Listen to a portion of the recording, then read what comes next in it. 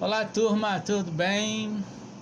Então, hoje vamos falar sobre as funções da linguagem, né? Na aula passada, nós falamos sobre a linguagem e suas funções. Agora vamos falar das funções, né?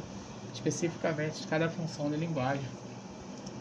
Mas é importante comentar, né, que as funções da linguagem estão entre os componentes essenciais a ser estudados para as provas, né? Provas de concurso, cai bastante, né?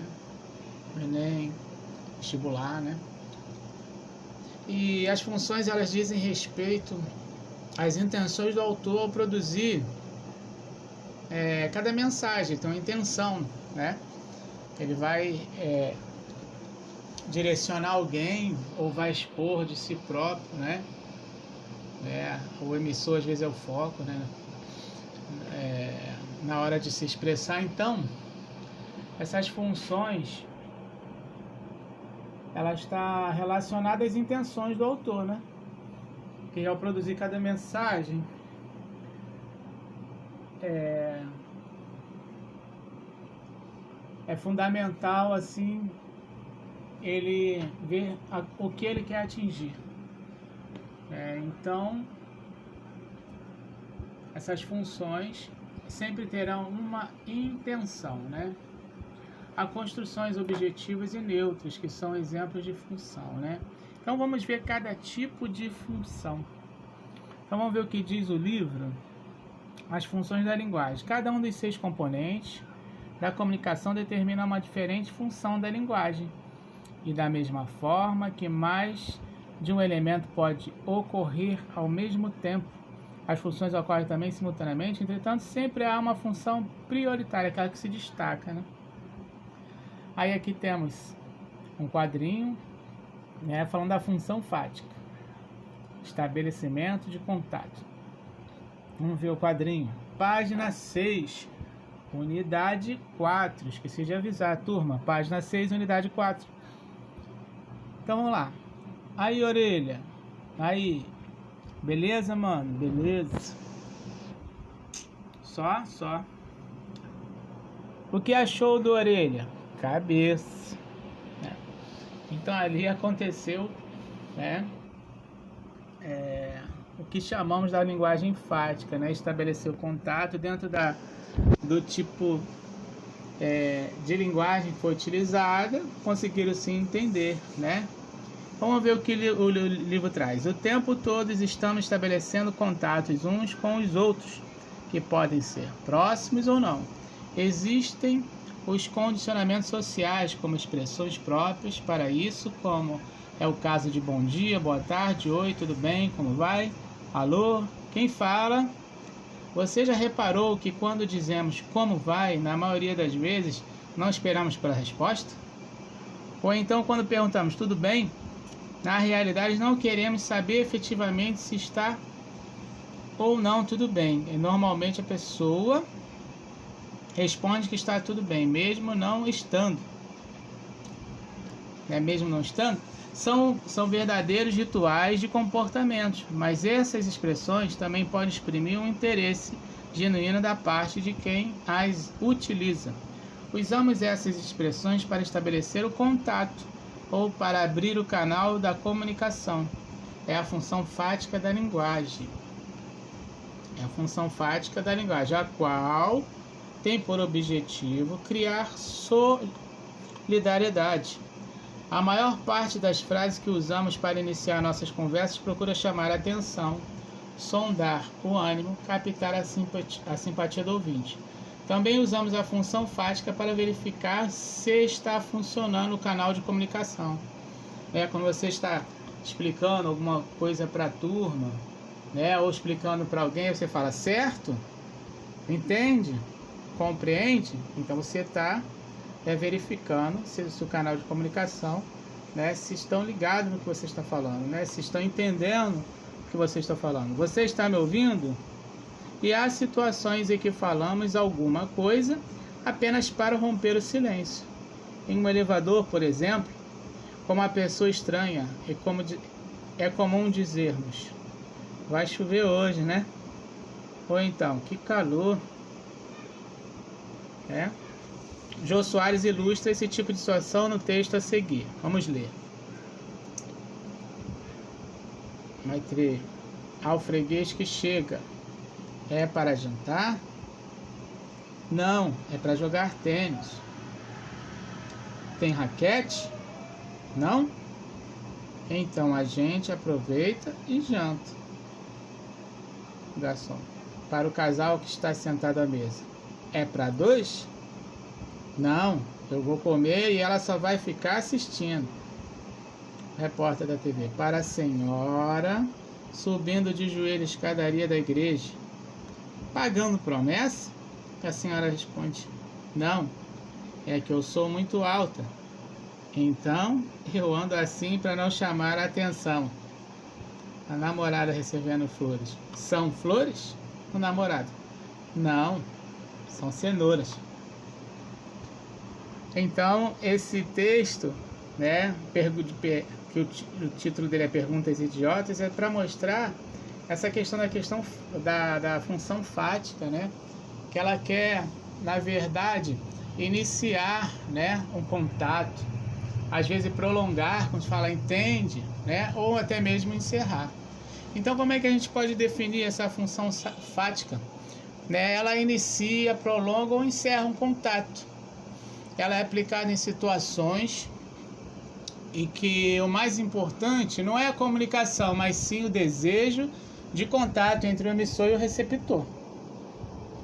Predomina nos momentos iniciais e finais de qualquer mensagem ou conversa. Ok? Olha aqui, quando eu falo ok, estou utilizando a função fática. Vamos para a função emotiva. Função emotiva ou expressiva. O centro da mensagem é o eu. Eu não preciso de banho. Nem me sujei. E você tomou banho ontem? Mas também não me sujei ontem. Eu não me sujo faz dias. A mensagem está centrada no próprio emissor. A função emotiva ou expressiva tem essa característica. A mensagem, né, ela é centrada no próprio emissor, pois expressa de forma explícita suas particularidades, suas paixões, seus sentimentos e seu ponto de vista.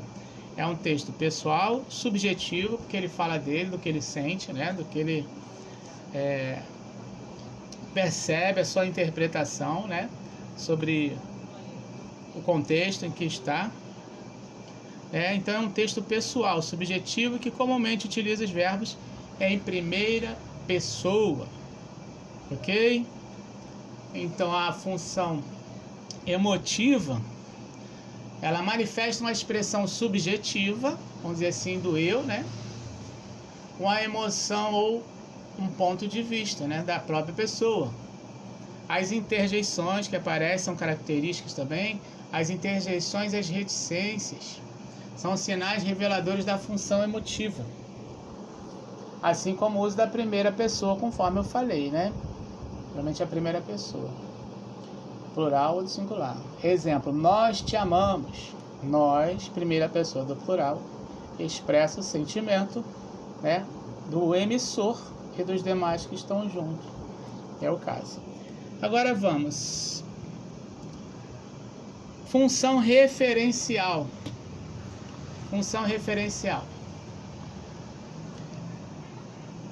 Também chamada de denotativa. Quando falamos da função referencial e denotativa, nós lembramos que existem palavras conotativas e denotativas. Conotativas é o sentido figurado e denotativa é o sentido próprio da palavra. Então, eu costumo dizer de dicionário, né, para saber que o contexto é o próprio da palavra, e não do sentido figurado, é o contexto do dicionário, a explicação do dicionário.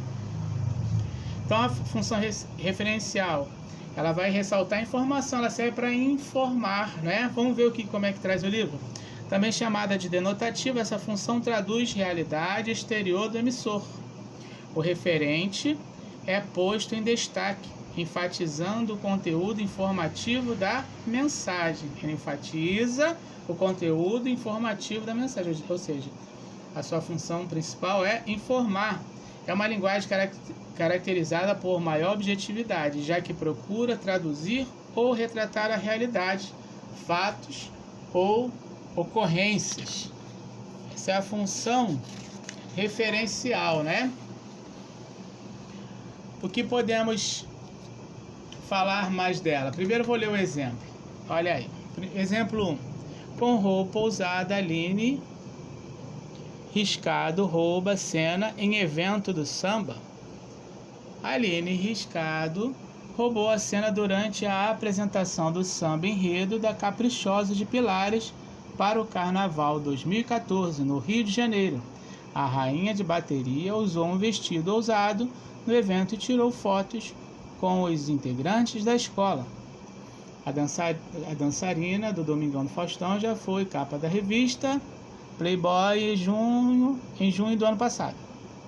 Famosa por sua elasticidade, ela posou com um figurino inspirado no filme Flashdance, em ritmo do embalo, na década de 1980.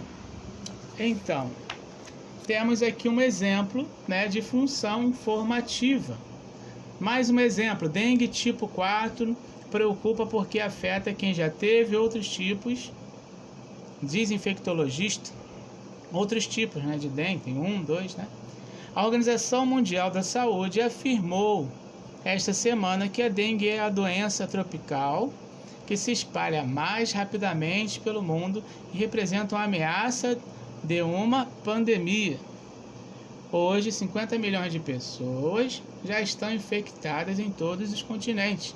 A doença já foi identificada em mais de 125 países.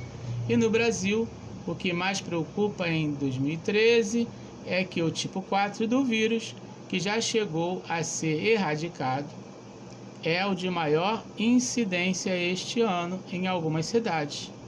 Desde o início de janeiro, uma morte por dengue já foi confirmada em Cuiabá. Então temos dois exemplos aí, né, de função referencial. Vamos ver a nota. Note que há diferença entre os dois textos. Notem que há diferença entre os dois textos. O primeiro apresenta alguns julgamentos de valor do jornalista, mas o que caracteriza como centrados na função referencial é que ambos relatam o fato e a realidade, ou seja, serve para informar, relatar o fato e a realidade, né? Essa é a função referencial. Então, como é que podemos, em outras palavras, né? A função referencial ela vai transmitir dados e informações de modo aparentemente neutro e objetivo, ou seja, ela relata aquilo que vê, a informação que deve ser passada, né? É uma linguagem típica dos textos jornalísticos, né? Do discurso científico, falamos aí da dengue, né? Dos contratos e relatórios das dissertações, né? O uso do verbo costuma ser feito na terceira pessoa. Atenção, o singular, costuma ser feito, né? Ela também aparece em manuais e bulas de receita quando apenas lista componentes ou procedimentos, sem o uso dos verbos no imperativo, característico da função apelativa, né? Então não apresenta os verbos no imperativo. Então a função referencial ela vem para isso, para informar, né? Ok? Então vamos pular para uma outra função. A função poética valoriza a própria mensagem, característica da função poética, né? É valorizar a própria mensagem. Enfatiza a elaboração da mensagem de modo a ressaltar o seu significado. Nessa função, o código é utilizado de forma artística ou lúdica e chama a atenção para o modo como foi organizada a mensagem. Embora seja mais comum na literatura, especialmente na poesia, essa função pode aparecer em qualquer tipo de mensagem linguística, por exemplo, num texto publicitário. Observe o que acontece neste poema de Cassiano Ricardo: Serenata cinética, lua morta, rua torta, tua porta. É bem evidente o jogo que o poeta faz com as palavras. Com a troca da primeira letra de cada palavra, ele elabora sinteticamente uma história de amor conotada pela palavra serenata. né? Aí a separação das letras, né? Exemplificadas. E podemos fazer essa leitura. Vamos ver que leitura a gente faz sobre esse poema. Lua morta, o tempo, altas horas da noite. É momento romântico. É a lua morta, né? Rua torta é o espaço. Uma cidadezinha talvez do interior ou um bairro humilde. Pode ser. Tua porta, a amada, né? Porta da tua casa, porta do teu coração. Aí vai a questão da interpretação, né, da linguagem poética. Ok? O uso de recursos literários na construção da linguagem evidencia a linguagem poética, que ocorre principalmente em textos literários, em verso e em prosa, como esta passagem de José J. Veiga, extraída do romance A Hora dos Ruminantes. Amâncio olhou para ele agradecido, desconfiado. Aquele Manuel às vezes dava raiva, às vezes também dava alegria. Manuel era mestre em evitar brigas sem correr. Era mestre em muitas coisas que uma pessoa deve saber para poder viver no mundo difícil. Manuel Osório de Almeida Florencio. Manuel Bobo, Manuel Ladino, Manuel Amigo. É clara a presença da função poética nesse texto em prosa. Compele e Souza analisam o texto e realçam as seguintes propriedades da linguagem poética. Vamos seguir o livro. O uso do demonstrativo aquele é estilístico, né? Há intenção no uso dos opostos, agradecido e desconfiado, raiva e alegria, bobo, elandino, né? As antíteses, né? A presença das antíteses. Há redundância no uso de expressões para dar ênfase. Às vezes, era mestre. O uso do nome e do sobrenome em uma frase única provoca ritmo. Características da linguagem poética, né? Ritmo, rima, como se fosse um verso decassílabo. Manuel Osório de Almeida Florencio. A afetividade crescente a partir do nome Manuel provoca uma gradação, com arremate. Manuel Osório Almeida Florencio, Manuel Bobo, Manuel Ladino, Manuel Amigo, né? Uma gradação, né? No caso, ascendente, para o que é bom, né? Bobo, Ladino e Amigo, né? Então, como podemos resumir a questão poética? Vimos todas as características, né? Tem uma intenção, como as demais, né? Então, a função poética é essa que elabora a mensagem de modo criativo e explora a linguagem figurada. De certa forma, explora a linguagem figurada. Também está presente na poesia. Ela pode estar presente também nos provérbios e até em mensagens publicitárias, como foi falado. Ok? Agora, a função apelativa ou conativa, ênfase no outro.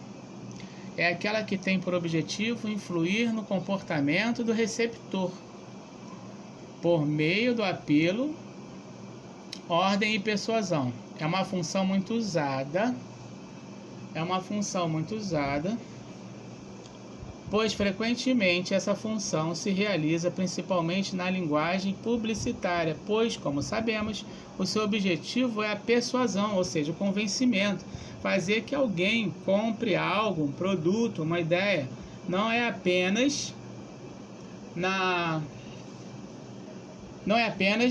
a publicidade que usa a linguagem com fins de persuasão.